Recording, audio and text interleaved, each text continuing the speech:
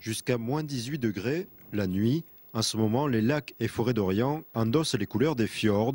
Une beauté certaine, soit, mais aussi un climat rude pour les animaux. Mes collaborateurs de l'environnement, effectivement, prévoient d'agréner les mangeoires pour pouvoir satisfaire les espèces sédentaires sur le parc au courant de ces mois d'hiver. On peut voir encore des grues de passage, mais ici c'est plutôt paisible et la vie est au ralenti, en tout cas pour la faune. Sur les communes proches de la maison du parc, les habitants essayent de préserver la faune. Une faune dont on peut, tel un trappeur, s'amuser à observer les traces.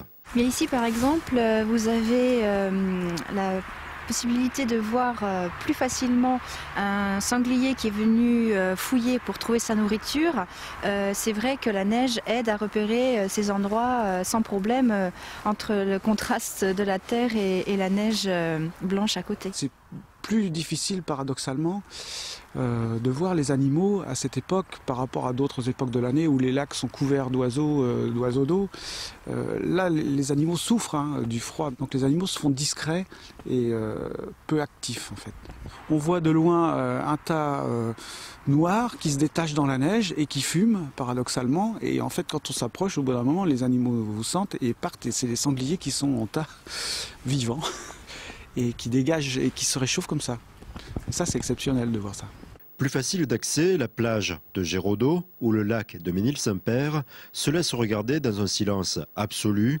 Si le goût de l'aventure vous submerge, c'est possible, à condition d'endosser une tenue appropriée. Il y a par exemple un sentier que je peux conseiller, départ à partir de la maison du parc, c'est vers l'observatoire des Valois, qui est le seul observatoire qui donne au cœur de la réserve naturelle nationale, la forêt d'Orient. C'est 2,5 km à partir de la maison du parc sur un chemin assez plat.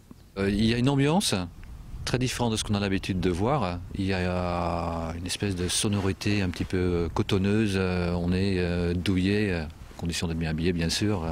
Non, moi, je n'ai pas que j'aime bien.